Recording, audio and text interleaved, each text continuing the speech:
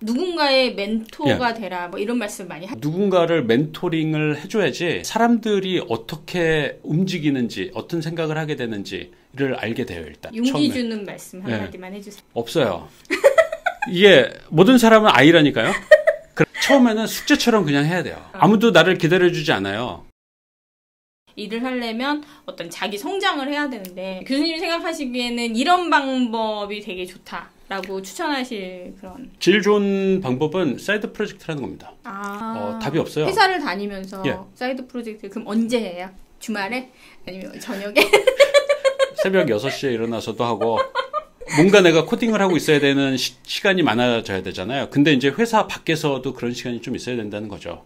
회사 일 말고 따로 프로젝트를 그러면 사람들하고 사람들하고 해도 되고 회사에 다녀가지고 이제 업력이 좀 쌓이잖아요. 그러면은 공부를 위한 사이드 프로젝트는 혼자 해도 돼요. 우리가 이제 개발자로 성장을 하게 되면은 새로운 프레임워크 공부를 하게 되잖아요. 그러니까 이제 날이면 날마다 새로운 프레임워크가 오픈 소스로 나오는데 사람들이 이제 어떤 프레임워크가 나오고 이 프레임워크가 왜 사용돼야 되는지 어떤 회사가 어떤 프레임워크를 만들었는지 이런 거를 이제 계속 보게 되는데 사람들의 입소문이 많이 올라가기 시작하면은 회사들이 그걸 채택한단 말이에요. 아, 이게 좋아 보여. 온갖 커뮤니티, 뭐 트위터, 뭐 레딧 이런 데서 이제 그런 게 많이 언급이 되기 시작하면은 우리도 써볼까? 라는 생각이 들게 되죠. 그때 써봐야 되는 거예요. 우리도 써볼까 할 때. 내가 하던 업무랑 비슷한 거니까 내 귀에 들어왔을 거잖아요. 그럼 그 프레임워크를 가지고 프로젝트를 하는데 사실 뭐 어느 날 갑자기 뭐 새로운 프로젝트가 훌륭하게 기획되고 그럴 가능성이 없잖아요. 기존에 있는 거를 그냥 똑같이 따라 만들어도 돼요. 공부하는 목적이기 때문에 완전 초짜면은 이제 그 프레임워크를 이용하기 바쁜데 조금 실력이 쌓이면은 그 프레임워크가 어떻게 돌아가는지를 이제 볼 수밖에 없잖아요. 그러니까 프레임워크를 까보고 뭔가 문제가 있다 그러면은 내가 고쳐도 보고 PR도 날리고 해가지고 그 프레임워크가 발전하는데도 도움이 되면 참 좋겠죠. 그렇지 않다 그러면은 뭐 프레임워크를 써가지고 뭔가를 만들어보는 경험을 계속 해야 되는 거예요. 평소에 말씀하실 때 누군가의 멘토가 되라 뭐 이런 말씀 많이 하시잖아요. 그런 거는 어떤 멘토링은 굉장히 중요한 건데요. 누군가를 멘토링을 해줘야지 사람들이 어떻게 움직이는지 어떤 생각을 하게 되는지를 알게 돼요. 일단 그다음에 멘티가 질문하는 내용을 대답하기 위해서 나도 공부를 해야 돼요. 그리고 같이 찾아봐야 돼. 페어 프로그래밍이라는 거를 우리가 이제 많이 강조하잖아요. 그러니까 멘토랑 멘티가 같이 문제를 이제 코드로 해결해보는 이런 과정도 해도 돼요. 우리가 이제 보통 생각할 때는 멘토 멘티의 멘토는 뭔가 엄숙하게 방향성을 제시하고 뭐 이런 건데 사실 그럴 필요가 없는 거잖아요. 그렇죠. 그리고 멘토가 항상 윗사람이고 멘티가 아랫사람이고 이런 게 아니라 어느 날 순서가 바뀔 수도 있어요. 그러니까 멘티는 자기가 좋아하는 영역의 공부가 있잖아요. 근데 그거를 멘토보다 잘할 수도 있죠. 그러니까 멘토랑 멘티는 일방적인 관계가 아니라 언제나 뒤집어질 수 있는 관계죠. 아마 다들 아시겠지만 멘토링을 딱 하다 보면은 멘티가 하는 말이 내가 하는 말보다 더 좋아. 이런 경우 있잖아요. 그럴 수도 있죠. 맞아요. 얘는 생각이 나보다 낫네? 그러면 그때 야, 그 생각이 맞아. 라고 인정하고 하면은 멘티는 얼마나 기쁘겠어요. 내가 멘티일 수도 있고 멘토일 수도 있는데 같은 사람일 수도 있고 다른 사람일 수도 있겠지만 그런 관계를 유지하면은 우리가 어떻게 커뮤니케이션을 해야 되고 우리가 기술을 설명하는 게 어떻게 받아들여지는구나를 이해할 수 있게 되죠. 그럼 그런 거는 어디서 구해요? 첫 번째로는 학교 선후배가 제일 편하죠. 학교 선후배가 제일 편하고 그다음에 커뮤니티가 역시 또 답인 거예요. 그러니까 커뮤니티 가서 처음에는 이제 뻘쭘하게 왔다 갔다 하다가 좀 지나면은 알게 되면은 저 사람이 뭘 할 줄 아는지 알게 되잖아요. 굉장히 잘하는 사람은 롤모델로서 의미가 있지만 내가 만나기가 힘들잖아요. 근데 다 보면은 나랑 비슷하거나 나보다 조금 잘하거나 하는 거거든요. 우리가 저 사람은 굉장히 잘해라고 해봤자 나보다 먼저 배운 것 뿐이잖아요. 그리고 나도 그런 부분이 분명히 있죠. 나도 조금 잘하는 부분. 그럼요. 저 사람보다 내가 잘하는 부분도 분명히 있잖아요. 그래서 이제 그런 거를 쉐어하고, 내가 질문이 있을 때 질문을 해보고, 저 사람이랑 나랑 케미가 잘 맞을 것 같다 그러면은, 뭐, 과감하게 가서, 제가 이런 거를 하는데 좀 도와주세요. 라고 해서 질문도 하고, 그 다음에 같이 하자고 그러고, 내가 알고 있는 거를 저 사람도 알게 하는 거는 굉장히 기쁜 일이죠. 그걸 하면서 자기도 반성이 되죠. 내가 진짜로 아는 건가를 계속 생각하면서 얘기를 해야 되잖아요. 서로 성장하고 기쁜 방법이 이제 멘토링을 하는 거죠. 내가 모르는 사람을 멘토로 삼을 때는 멘티가 생각을 좀 많이 하게 되잖아요. 저 사람이랑 멘토링을 할 때 어떤 느낌일까라는 거에 대한 기대가 좀 있으니까. 예를 들면은 회사에 취업하고 있다 그러면은 회사에 사람들이 많이 보이잖아요. 네네네. 그럴 때는 사실 멘토 구하기가 쉽죠. 예를 들어 내 팀장님이 아니라 다른 팀장님이 어떤 일을 하고 있는지 어렴풋이 아니까 그분이랑 만나서 얘기할 수 있는데 처음에 멘토를 만나러 갈 때는 이게 리스트를 좀 만들어 갖고 가야 돼요. 제가 이런 문제로 좀 얘기를 하고 싶은데 도움을 주실 수 있냐. 그러니까 멘티는 멘토가 어느 정도 나한테 줄 게 뭔지에 대해서 설명을 미리 해야지 멘토도 기대하고 응할 수 있죠. 그리고 멘토랑 멘티랑 미팅을 하고 나면은 그 다음에 두 번째 만날 때 지난번 미팅한 거를 멘티가 얘기를 좀 해줘야 되는 거야. 그때 이렇게 얘기해 주신 거를 이렇게 했었다고 결과를 조금 얘기해 주고 하는 그런 게 필요하고요. 멘토가 멘티를 회사에서 그런 식으로 찾기는 굉장히 어려운 것 같아요. 특히 우리나라 문화에서는 어려운 것 같고 학교에서는 그런 게 좀 가능하기도 해요. 그러니까 동아리에서는 여러분들이 어려운 걸 제가 도와드릴게요. 어차피 그런 관계가 만들어진 조직들이 있잖아요. 그러면은 어려운 게 있으면은 저한테 오세요라고 하고 하면은 이제 멘티가 멘토를 찾아가기가 쉽죠. 그 멘토도 나의 도움이 조금이라도 필요한 사람을 찾기도 쉽고. 만약에 이제 그런 기회가 나한테 온다, 뭐 어디 회사나 뭐 외부에서 멘토를 좀 해주세요라는 기회가 오면 적극적으로 하는 게 좋은 거네요. 당연히요.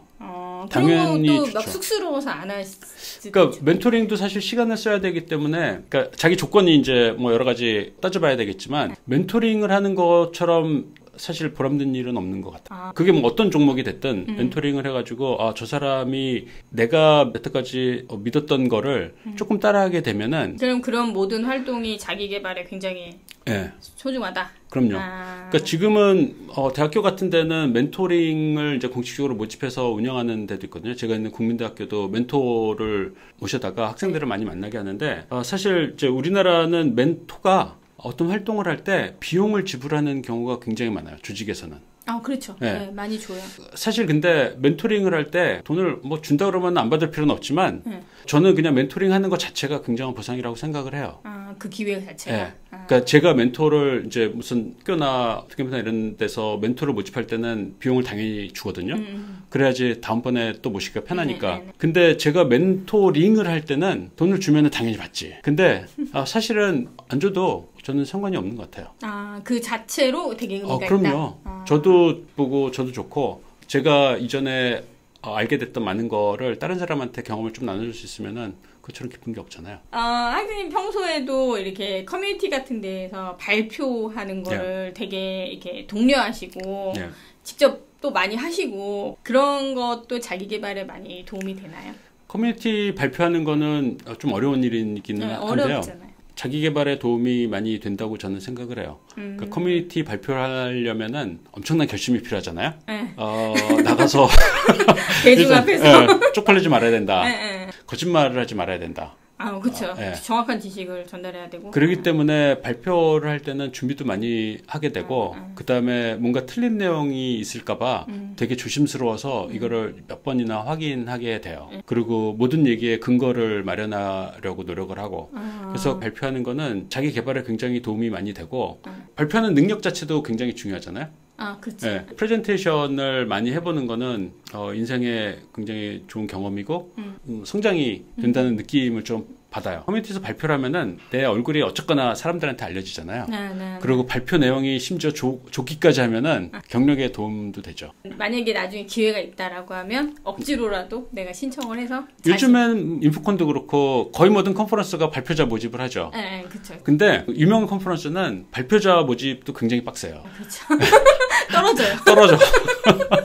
굉장히 유명한 사람도 여러 가지 이유로 떨어뜨리는데 이번에 이제 뭐 컨퍼런스의 대강 주제는 뭐 이런 거다. 이런 부류의 사람들을 모아서 발표하는 게 이번에 괜찮겠다. 뭐 이런 여러 가지 작전들이 있어서 신청을 해도 뭐 대부분 떨어진다고 보면 돼요. 그러니까 이제 그런 큰 컨퍼런스는 많이 하지 않기 때문에. 그런데 작은 이제 커뮤니티에서 하는 작은 미트업들 있잖아요. 그러니까 밖에 광고 많이 안 하는. 그냥 우리 이런 모임 해요. 뭐 이 정도 광고하는 데는 발표할 사람들을 되게 환영을 합니다. 그럼 그런 기회를 찾아서 해봐라. 예, 그런 기회는 되게 이제 비교적 작은 그룹에서 하기 때문에 뭐 틀린 내용이 있다는 거를 전제로 들어요. 그 사람들이 저 사람이 틀릴 수도 있다라는 걸 듣고 그때 이제 질문을 해서 그거는 좀 이상하다고 얘기해주고 커뮤니케이션을 하거든요. 그러니까 이제 큰 컨퍼런스는 무대가 있고 그 위에 올라가서 일방적으로 그쵸, 뭐 그쵸. 20분, 40분 발표를 하고 내려오는데 작은 미드업에서는 이제 그런 게 아니잖아요. 비교적 가까운 그러니까 청중이랑 이제 발표하는 사람이랑 되게 가까운 위치에서 서로 주고받으면서 하기 때문에 그런 발표부터 시작해보는 게 저는 좋을 것 같습니다. 오늘 말씀하신 거를 쭉 들어보면 이제 혼자 하는 것보다는 뭐 밖에 사람들하고 커뮤니티나 아니면 멘토링이나 여러 가지 활동들을 하면서 자기 성장을 하는 게 좋다라는 말씀이신 것 같은데 맞나요? 그럼요. 혼자 하는 것보다는 같이 하는 게 굉장히 좋죠. 같이 하려면은 용기가 좀 필요하잖아요. 네, 용기 처음에. 주는 말씀 한마디만 해주세요. 없어요. 이게 모든 사람은 아이라니까요. 그래가지고 처음에는 숙제처럼 그냥 해야 돼요. 진짜요? 그럼요. 방법이 없어요. 아무도 나를 기다려주지 않아요. 그래갖고 처음에는 억지로 그냥 하는 거예요. 저 같은 경우는 가끔 이제 등 떠밀려서 하는. 그러니까 등 떠밀려서 하고 중고등학교 때 이런 거 있잖아요.